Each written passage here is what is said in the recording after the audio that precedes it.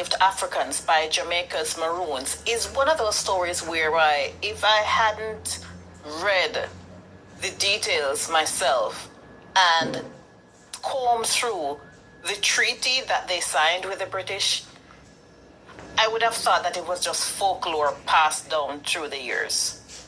But in fact, the treaty signed in 1939 by Captain Kojo of the Leeward Maroons required them to not only return any runaway slaves to their masters or owners, but to join in the defense of the island against any foreign invaders or any rebel uprising.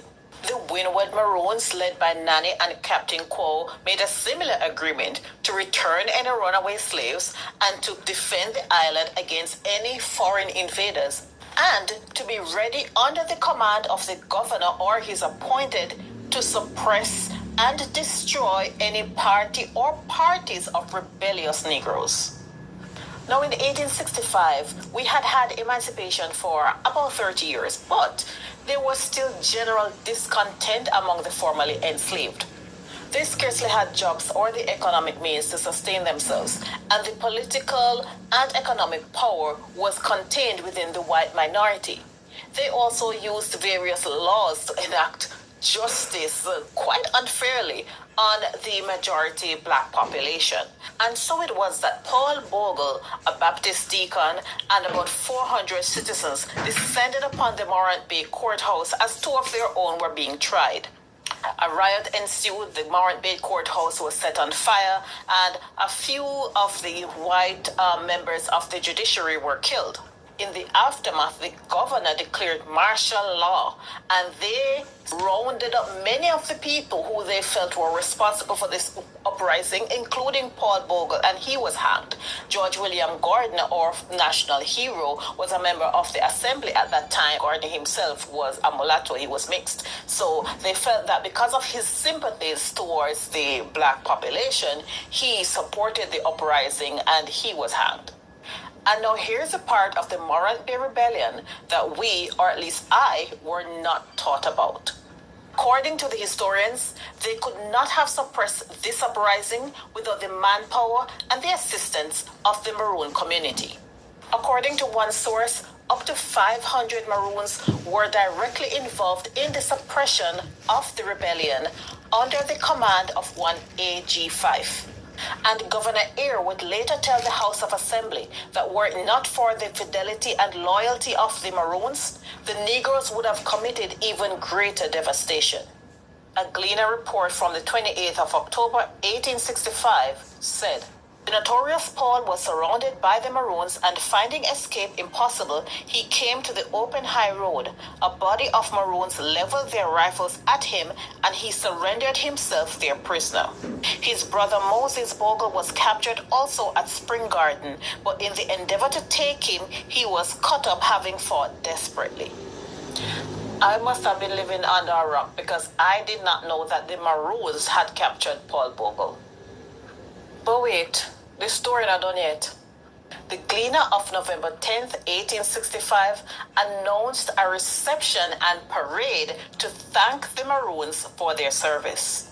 On November 11th, the Gleaner announced that the following Monday would be a public holiday to honor the Maroons, and that merchants and shopkeepers would close their businesses that day. The notice said, "Everyone should unite in giving them, our faithful allies, a hearty reception in our principal city.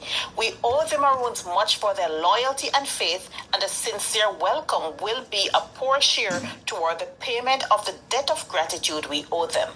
On Monday, November 13, 1865, around 250 Maroons descended on the capital city of Kingston for an official reception and parade. They were fully armed and dressed in their camouflage battle outfit, and met at Rockfort by a guard of honor and commenced their public entry into the city. The procession moved to the music of the Kingston Volunteer Artillery Drum Corps, the bands of the Engineer Company, and the 17th Regiment, which had in its ranks many of Kingston's leading merchants.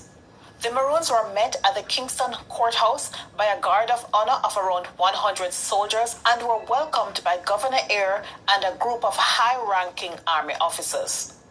They were congratulated for crushing out a most atrocious and bloodthirsty rebellion and promised that the Queen of England would write to thank them for their loyalty and devotion. They sat down to a sumptuous meal, and the Gleaner reported that some of them were heard expressing their loyalty to their sovereign and faithfulness to the white and colored classes of their beautiful land. Now, I'm sure that at that time, the Maroons thought that they were doing the right thing. And surprisingly, they were not the only ones among the black population who openly expressed loyalty to the white minority. Also were furious at any black-led rebellion or uprising or any kind of open opposition to the white ruling class. In fact, many of them believed that post-emancipation, they needed the blessings of the white ruling class in order for any kind of economic success to come upon the black majority. So while Paul Bogle and company may have felt justified in trying to fight for some semblance of justice and fair treatment for the black population, he didn't necessarily have the support of the majority. One of the reasons why the Maroons were able to step in and take command of the uprising was because there was so much disunity among the black population.